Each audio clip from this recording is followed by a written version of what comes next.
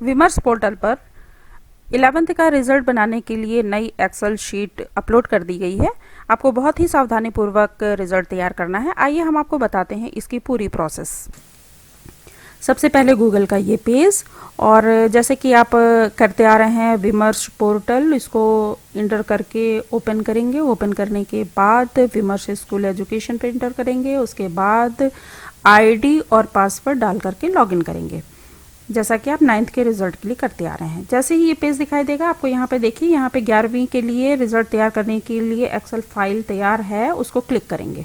Click करने के बाद यहाँ पर लिखा हुआ दिखाई दे रहा है कि कक्षा 11वीं का परीक्षा परिणाम तैयार करने के लिए दिशा निर्देश दिए गए हैं, जिसको आप यहाँ पर क्लिक करके डाउनलोड करेंगे।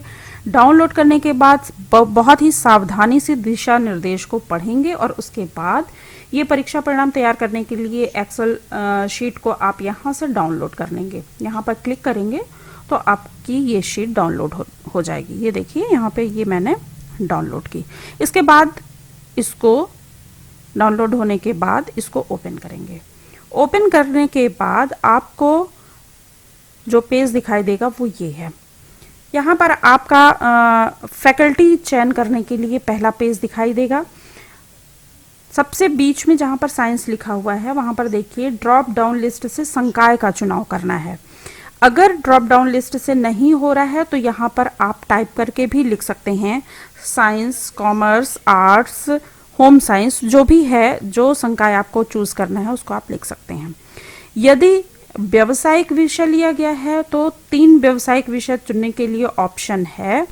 पहला व्यावसायिक विषय देखिए, इसको हम यहाँ पर दिखा रहे हैं, ड्रॉप डाउन बॉक्स से ही आपको चयन करना है पहला व्यावसायिक विषय। यदि व्यावसायिक विषय बच्चे ने लिया है, आपके विद्यालय में चल रहा है, यहाँ से आपको दूसरा व्यावसायिक विषय आपको चूज करना है, जो भी है, और यहाँ पर आकर के तीसरा व्यावसायिक विषय आपको चूज करना है। आपको नीचे कुछ यहाँ पर लिखा हुआ है, निर्देश दिए हुए हैं, उसको बहुत सावधानी से भर लेना है। और यहाँ पर देखिए, मैंने यहाँ पर साइंस संकाय लिख दिया है, और हम आपको आगे बताते हैं कि कैसे करना है। इसके बाद नीचे दिया हुआ है स्कूल डाटा। स्कूल डाटा को हम क्लिक करेंगे और ओपन करेंगे। स्कूल डाटा में यहाँ पर कुछ महत्वपूर्ण निर्देश हैं। पहले तो आप देखिए, विद्यालय का पूरा नाम लिखना है, शासकीय ही या अशासकीय है वो चूज करना है ड्रॉप डाउन बॉक्स से, माध्यम को चूज करना है, डाइस कोड दर्ज करना है, संस्था क्रमांक, विकास खंड, फिर जिले का नाम दर्ज करना है। डेट ऑफ बर्थ आपको डेट, मंथ, ईयर के ही फॉर्मेट में दर्ज करना है। आप उसको कंप्यूटर में सेटिंग में जाकर के आप उसको चूज कर सकते हैं।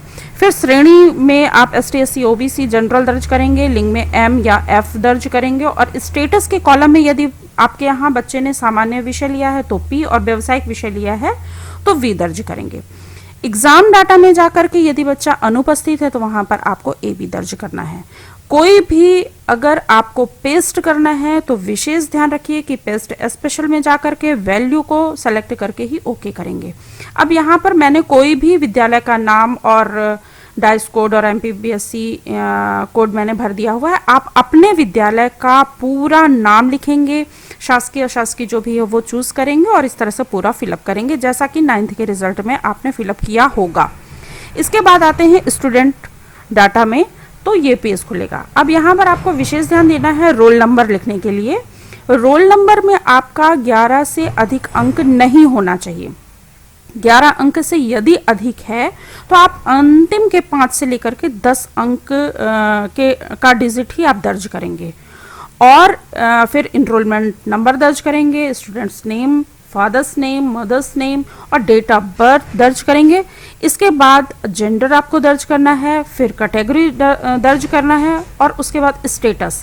स्टेटस में व्यावसायिक विषय के लिए आपको V, और सामान्य विषय के लिए आपको P दर्ज करना है। आप ध्यान दीजिए स्टेटस में। और एक ये नाम हम यहाँ पर दर्ज करने के बाद आपको पूरा बता रहे हैं।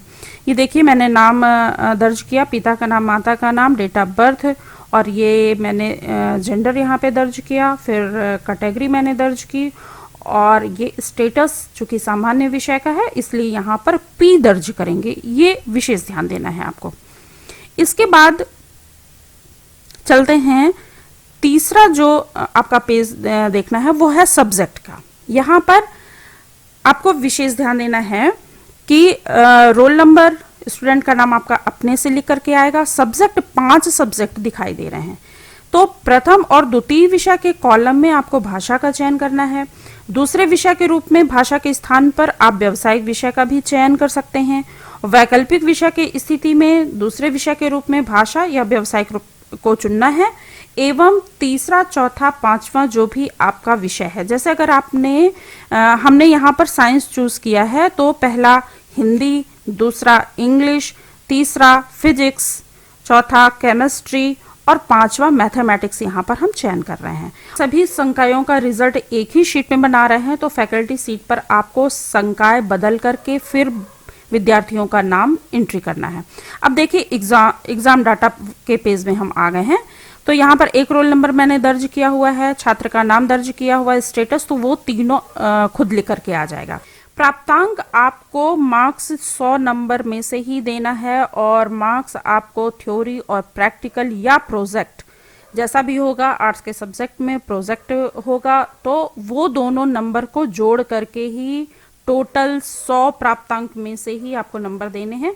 ये मैंने यहाँ पर नंबर हमने भर दिया, पहले विषय का, दूसरे का, तीसरे का, चौथे का, पांचवें का। और ये देखिए यहाँ पे लिखा हुआ है अतिरिक्त विषय। यदि आपके विद्यालय में कोई बच्चा अतिरिक्त विषय लिया है तो ड्रॉप डाउन लिस्ट से आपको विषय का चुनना है। जैसे यहाँ पर हमने मैथमेटिक्स चूज किया, और मैथमेटिक्स में जितना बच्चा पाया होगा उस प्राप्तांक को आप दर्ज कर देंगे। ये आपका रिवीजन टेस्ट का भी हो गया। रिवीजन टेस्ट और हाफ ईयरली के एग्जाम के मार्क्स भरने के बाद विद्यार्थी दोनों में से जो भी श्रेष्ठतम प्राप्तांक अर्जित किया होगा ऑटोमेटिक ये पिंक वाले कॉलम में ले लेगा। और इसके बाद हम आपको दिखा रहे हैं रिजल्ट शीट। रिजल्ट शीट में जैसे ही क्लिक करेंगे आपको ये पेज दिखाई देगा। यहाँ पर देखिए पूरा एनुअल रिजल्ट शीट आपकी तैयार है। एक बच्चे का एंट्री किया हुआ है मैंने, तो उसका डेट ऑफ बर्थ, पिता का नाम, माता का नाम, जेंडर, कैटेगरी दिखा रहा है। उसके बाद पूरे सब्जेक्ट और उनके मार्क्स दिखाई दे रहे हैं। फिर ग्रैंड टोटल आपका यहाँ पे 402 दिखाई दे रहा है। टोटल ग्रेस, यदि बच्चा फेल हो रहा है तो 10 नंबर का ग्रेस दिए जाना है, जो कि सॉफ्टवेयर ऑटोमेटिक लेगा, आपको यहाँ पर कुछ नहीं करना है। रिजल्ट पास का रिजल्ट है। फिर प्रतिशत दिखा रहा है 80.4, डिवीजन दिखा रहा है यहाँ पर फर्स्ट डिवीजन, ग्रेड और एडिशनल सब्जेक्ट का नाम और उसका नंबर भी दिखा रहा है। फिर इसके बाद ये मार्कशीट को क्लिक करते हैं तो ये पेज आपको दिखाई देगा।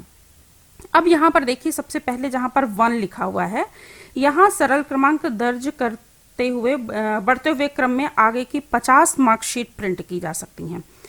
तो यहाँ पर आप जैसे ही नंबर दर्ज करेंगे तो सीरियल नंबर से 50 मार्कशीट प्रिंट करने के लिए ऊपर जो जहाँ पर 1 लिखा हुआ है वहाँ पर सीरियल नंबर दर्ज करके और इंटर प्रेस करके हम मार्कशीट को प्रिंट निकाल सकते हैं।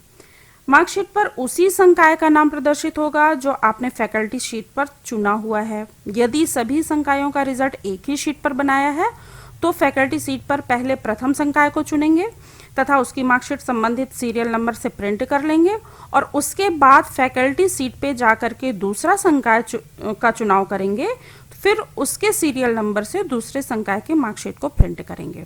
अब ये देखिए मार्कशीट में यहाँ पर स्टूडेंट का नाम है, पिता का नाम, माता का नाम, डेट ऑफ बर्थ आ गई है। आपने जो जो एंट्री किया हुआ है एमपीबीएससी कोड, इंस्टीट्यूट का नाम, सब कुछ आ गया यहाँ पर। और इस तरह से मार्क्स का स्टेटमेंट यहाँ पर और बना करके यहाँ पर रिजल्ट बन रहा है। ये देखिए इस तरह से यहाँ पे रिजल्ट बन जाएगा। सेकंड अटेम्प्ट में यदि बच्चा जा रहा है, किसी विषय में फेल हो रहा है, तो सेकंड अटेम्प्ट में यहाँ पर लिख करके आ जाएगा। इसके बाद देखिए ये ऑल समरी को क्लिक करना है। ऑल समरी को क्लिक करने के बाद आपको देखिए मैंने अभी एक बच्चे का भरा हुआ है, इसलिए एक बच्चे का यहाँ पर दिखा दे रहा है। तो यहाँ पर total enrolled, appeared, absent, passed और percentage, division, second division, third division, second attempt, सारे नंबर यहाँ पर आ जाएंगे। अब पिंक कलर में यहाँ पर देखिए फैकल्टी, यहाँ पर आपको संकाय टाइप करना है। ये हम आपको दोबारा से बता देते हैं कि चूंकि सभी संकायों का अगर एक ही शीट पे रिजल्ट बनाया गया है तो result, summary, second attempt, declaration seat में संकाय के नाम वाली सेल जो गुलाबी रंग की है वहां पर संकायों के नाम मैनुअल टाइप करना होगा और फिर उसको आपको क्लिक करना होगा। यहाँ पे ब्लू कलर में देखिए आपको ड्रॉप डाउन लिस्ट से आपको विषय का चुनाव करना है। चूंकि आपने यहाँ पे संकाय चूज किया हुआ है साइंस, इसलिए यहाँ पर जब ड्रॉप डाउन लिस्ट से आप चूज करेंगे तो आपको फिजिक्स, केमिस्ट्री, मैथ्स, बायो सारे सब्जेक्ट यहाँ पे दिखाई देंगे और आप सब्जेक्ट वाइज रिजल्ट यहाँ पर देख सकते हैं। फिर इसके बाद हम सब सब्जेक्ट वाइज समरी यहाँ पर देख रहे हैं। सब्जेक्ट वाइज समरी देखने के बाद फिर वी और पी ट्रेड की समरी हम यहाँ पर देखेंगे। अगर आपका रिजल्ट कहीं पे अशुद्धि है तो निश्चित रूप से सब्जेक्ट, स्टूडेंट डाटा या एग्जाम डाटा में आपके द्वारा कहीं ना कहीं गलती की गई है, आप उसको दोबारा से सुधार सकते हैं। अब ये देखिए, ये पेज वी ट्रेड समरी में वोकेशनल विषयों की ट्रेडवार समरी प्राप्त करने के लिए पीले रंग के बॉक्स की ड्रॉप डाउन लिस्ट से ही आपको सब्जेक्ट चुनना है और पूरी समरी यहाँ पर देख लेना है। फिर यहाँ पर एक पीवी शॉर्टिंग है, ये भी दिखाया जा रहा है। यहाँ पे आप जो भी महत्वपूर्ण निर्देश दिए हुए हैं, अगर आप उसको पढ़ लें तो कहीं भी दिक्कत नहीं जाएगी।